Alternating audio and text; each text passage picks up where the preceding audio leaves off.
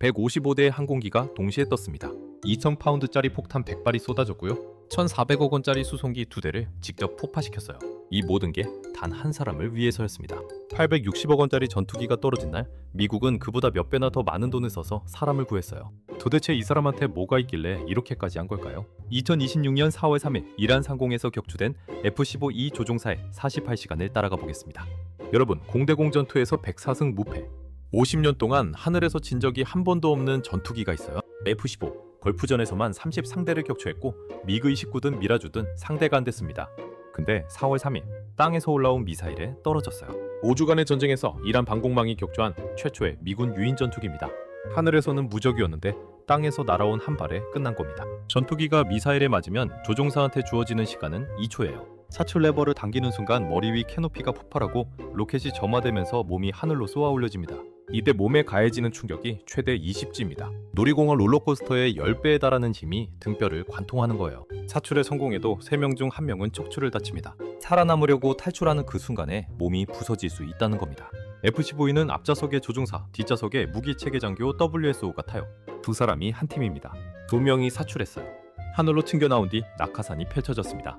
근데 하얀 낙하산이 하늘에 떠 있으면 적한테는 여기 있어요 라고 손 흔드는 거나 마찬가지잖아요. 이란 방공부대가 낙하산을 봤을 겁니다. 두 사람이 어디로 떨어지는지 지켜보고 있었겠죠. 앞좌석 조종사는 몇 시간 만에 구출됐어요. 하지만 대가가 있었습니다. 보조헬기 2대가 이란 하력에 맞았고 승무원이 부상을 입었어요. 보조작전이라는 게 그렇잖아요. 부하러 가는 사람들도 맞는 겁니다. 어무하던 A-10 공격기까지 피격됐습니다.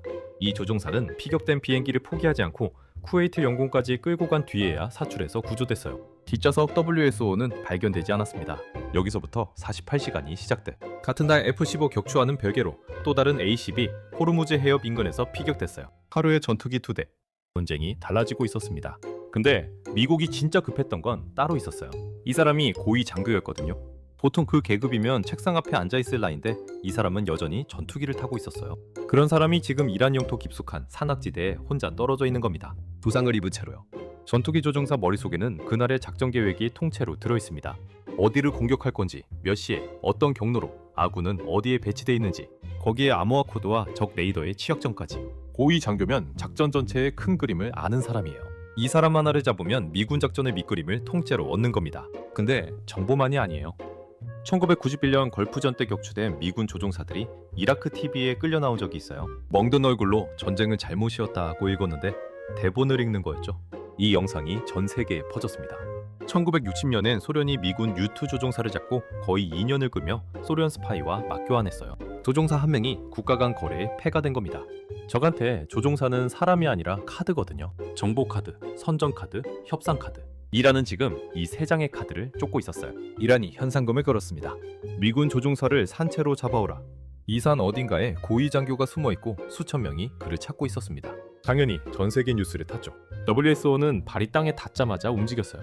낙하산을 바위 사이에 밀어넣고 무전기로 몇 초 만에 암호화된 GPS 좌표를 보낸 뒤 즉시 끊었습니다. 오래 송신하면 적이 전파를 잡아내거든요. 바위 틈에 몸을 웅크렸어요. 전투기 조종사의 생존 키트에 들어있는 건 9mm 권총 한 자루, 암호화, 무전기, 구급 키트, 에너지바 몇 개, 나이프. 이게 전부입니다.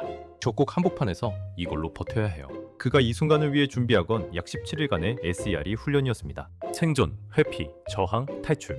적에게 잡히기 전에 어떻게 숨고, 어떻게 버티고, 어떻게 탈출하는지를 몸에 새기는 과정이에요. 산악지대에 떨어뜨려 놓고 며칠을 버티게 합니다. 물도 없고 음식도 없어요. 마지막에는 모의 포로 수용소에 넣어요. 머리에 자루를 씌우고 잠을 재우지 않고 서지도 앉지도 못하는 좁은 상자에 가둬놓기도 합니다. 진짜 고문을 당하는 것과 구분이 안 될 정도예요. 왜 이렇게까지 하느냐면요. 실제 격추 상황에서 패닉이 오면 머리가 하얘지거든요. 아무 생각도 안 나요.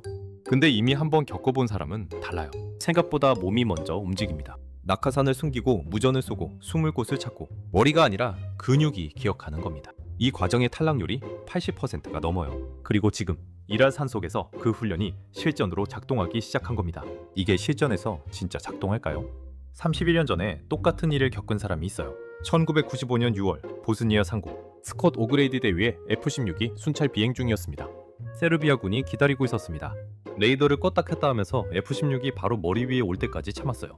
경고 시스템이 가장 약한 각도를 노린 거죠. SA-6 미사일이 올라오더니 F-16을 직격했습니다. 비행기가 박살났어요. 고도 약 8,000m에서 사출했습니다. 착지한 곳은 세르비아군 한복판이었습니다. 오그레이디는 풀숲에 엎드렸어요. 온몸에 풀과 흙을 덮고 꼼짝도 안 했습니다. 세르비아 병사가 바로 앞을 지나가는데 발견하지 못했어요. 6일을 그렇게 버텼습니다. 물은 빗물을 양말에 적셔서 짜 마셨고 비가 안 올 때는 새벽에 풀잎의 이슬을 핥았어요. 먹을 건 개미와 풀뿐이었습니다. 세레에서 배운 대로 개미를 잡아서 단백질을 보충한 겁니다. 6일 동안 거의 한마디도 못했어요. 소리를 내면 발견되니까요. 무전기도 거의 쓰지 못했습니다. 적이 전파를 잡을 수 있으니까 숨고 참고 기다리는 게 전부였어요. 6일째 새벽 하늘에서 F-16이 오그레이디의 무전 신호를 잡았어요. 적이 무전기를 빼앗아 함정으로 쓸 수 있으니까 어릴 적 별명으로 본인을 확인했습니다. 도저 헬기가 출격했어요. 헬기 로터 소리가 수비를 덮었습니다. 근데 헬기만 간 게 아니에요. 공격 헬기, 전투기, 적 레이더 눈을 가리는 전자전기까지 한 사람 구하려고 40대가 넘는 항공기가 동시에 뜬 겁니다. 오그레이디가 숲에서 뛰어나왔어요. 한 손에 권총을 쥔 채 6일 만에 처음으로 서서 걸었습니다. 해병대원들이 그를 헬기에 태우는 데 걸린 시간 7분. 근데 이 7분이 조용히 했을 거라고 생각하면 안 돼요. 헬기가 지상 사격을 맞았고 휴대용 미사일까지 날아왔는데 빗나갔습니다. 7분짜리 구조가 아니라 7분짜리 전투였어요. 헬기 안에서 오그레이디한테 처음 건넨 건 물 한 병이었어요. 6일 만에 깨끗한 물이었습니다. 나중에 오그레이디가 이 6일을 이렇게 표현했어요. 사냥당하는 동물의 기분을 알게 됐다. 6일 동안 먹은 거라곤 개미와 풀, 마신 거라곤 양말에서 짜낸 빗물이었습니다. 근데 살아있었어요. 몸에 새겨진 기억이 그를 살린 겁니다. 지금 이란 산속에 있는 WSO가 느끼고 있을 감정이 바로 이거였을 겁니다. 근데 오그레이디한테는 6일이라는 시간이 있었잖아요. WSO한테 그만한 시간이 있을까요? 이란은 달랐어요. 산상금이 걸려 있었고 혁명 수비대가 조직적으로 수색하고 있었거든요. 군인만 찾는 게 아닙니다. 산속 유목민들까지 눈을 빛내고 있었어요. 이란 산속의 밤은 춥습니다. 도상 입은 몸으로 캄캄한 산속에 혼자 앉아있으면 시간이 멈춘 것 같았을 거예요. 주변은 아무것도 안 보여요. 근데 어디선가 발소리가 들립니다. 수색대가 움직이고 있었어요. 오그레이디가 30년 전 보스니아 풀숲에서 느꼈던 그 감정. 사냥당하는 동물의 기분. 근데 무전기 너머로 누군가가 계속 응답하고 있었어요. 미군이었습니다. WSO는 혼자가 아니라는 걸 알았어요. 미국 쪽에서 두 가지가 동시에 움직였습니다. 첫 번째, CIA가 이란 내부에 소문을 퍼뜨렸어요. 미군이 이미 WSO를 찾았고 지금 이동 중이다. 거짓이었습니다. 완전한 기만 작전이에요.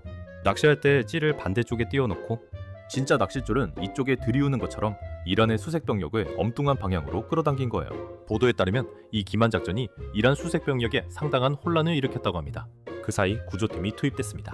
이 공군 특수부대 PJ, 파라레스큐맨. 이 사람들의 모토가 뭐냐면요. 다른 이가 살 수 있도록 구하는 게 직업인 사람들이에요. PJ가 되려면 2년 반짜리 훈련을 통과해야 합니다. 공수, 전투, 잠수, 고공강화, 전투 의무 자격까지 전부 따야 해요.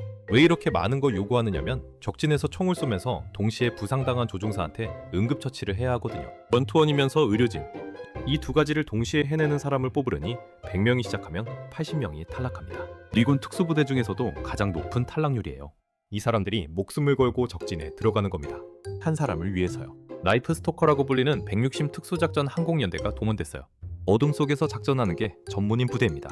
빌라덴을 잡은 작전에서도 이 부대가 헬기를 몰았죠. MC 130J 수송기가 특수부대와 소형 헬기를 이란 영토 안쪽 전방기지로 실어 날랐어요. 지역 영토 한복판에 활주로를 확보한 겁니다. 트럼프 대통령이 나중에 이렇게 말했어요. 이건 활주로가 아니라 농장이었다. 트럼프 대통령이 말한 것처럼 진짜 농장 한가운데에 수십 톤짜리 수송기를 내린 겁니다. 거기서 소형 헬기 리틀버드가 WSO가 있는 산악지대를 향해 출발했어요. 하늘에는 전투기가 덮고 있었고 전자전기가 떠 있었어요. 전자전기라는 건 쉽게 말해 적 레이더의 눈을 가리는 비행기예요. 이 비행기가 하늘에 떠 있으면 이란 방공망은 우리 헬기가 어디 있는지 못 봅니다. 드론이 실시간으로 정찰했어요.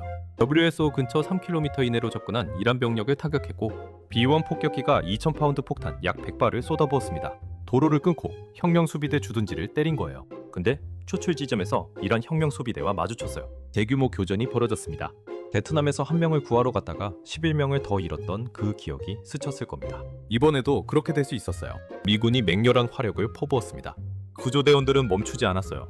다른 이가 살 수 있도록 자신들의 모토 그대로 싸웠습니다. 적추로부터 약 48시간. 이란 산속에서 부상 입은 채 거의 이틀을 버텼습니다. 현상금이 걸린 채로 수천 명이 쫓고 있는 상황에서 오그레이디보다 짧았지만 상황은 훨씬 더 위험했어요. WSO가 구출됐습니다. 보도에 따르면 군사 역사상 적국 영토 깊숙한 곳에서 2명의 조종사를 따로따로 구출한 최초의 작전으로 기록됐어요. 구조팀은 전원 무사히 돌아왔습니다. 근데 끝이 아니었습니다. 전방기지에 착륙했던 MC-130J 수송기 2대가 모래에 빠져서 움직이지 못하는 거예요. 대당 1,400억 원짜리 수송기가 이란 영토 한복판에 박혀 있는 겁니다. 1980년에도 이란에서 비슷한 일이 벌어진 적이 있어요. 이글 클로 작전이라고 미국 대사관 인질 구출 작전이었는데 사막에서 헬기와 수송기가 충돌하면서 8명이 죽고 작전이 무산됐습니다. 미국 역사상 가장 치욕적인 군사 실패 중 하나예요. 그때와 똑같은 상황이 벌어진 거예요. 근데 이번에는 달랐습니다. 슈가 MC-130J 3대를 더 보내서 인원을 태우고 움직이지 못하는 수송기 2대와 리틀버드 헬기까지 전부 자폭시켰어요. 이란에게 넘길 수는 없으니까요. 수송기 한 대 가격이 1,400억 원이에요. 2대면 2,800억 원. 거기에 헬기까지 수천억 원어치 장비를 적 영토에서 직접 날려버린 겁니다. 왜 이렇게까지 할까요? 냉정하게 계산해 볼게요. 전투기 조종사 한 명을 키우는데 최소 100억 원이 들어갑니다. F-22나 F-35 조종사는 200억 원 가까이, 조종석의 안기까지 10년이에요. 비행기는 공장에서 다시 만들 수 있지만 이 10년은 다시 만들어낼 수 없잖아요. 적에게 넘어가면 기밀이 유출되고 선전도구로 전락해요. 같은 작전에 투입된 모든 아군의 경로와 위치가 노출됩니다. 근데 정말 그것 때문일까요?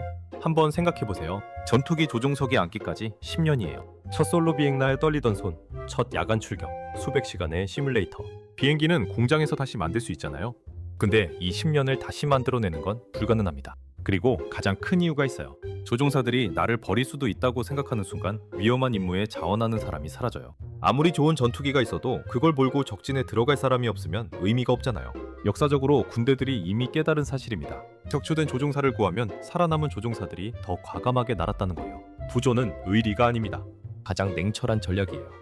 근데 그 전략 뒤에는 내 동료를 두고 올 수 없다는 감정이 깔려 있는 겁니다. 그 사람이 지금 적진 산속에서 혼자 숨쉬고 있어요. 그걸 알면서 가만히 있을 수 있을까요?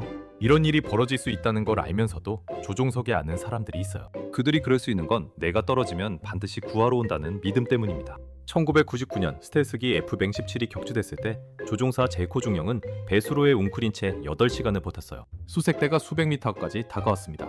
전쟁이 끝난 뒤 제코는 자신을 격추한 세르비아 지휘관을 찾아가 친구가 됐어요. 그 지휘관은 전쟁 후 빵집으로 돌아가 제빵사가 되어 있었습니다. 전쟁에서 죽이려 했던 두 사람이 악수를 나눈 겁니다. 베트남에서는 한 명을 구하려다 하루 동안 구조대원 11명이 목숨을 잃은 적도 있어요. 구하러 간 사람을 또 구하러 가야 하는 상황이 벌어진 거죠. 이건 예외가 아니라 전통입니다. 860억 원짜리 전투기가 떨어진 날 미국은 155대의 항공기를 띄우고 수백 명의 특수부대원을 투입하고 CIA 기만 작전을 벌이고 2,800억 원어치 장비를 직접 날려버리면서 사람을 구했어요. 보도에 따르면 이번 구출 작전은 미군 특수작전 역사상 가장 복잡한 작전 중 하나로 기록됐습니다.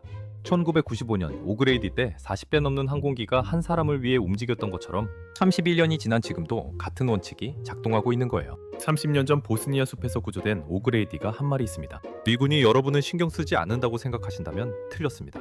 1995년에 그랬고 2026년 4월에도 그랬습니다. 아무도 남겨두지 않는다. 시청해주셔서 감사합니다.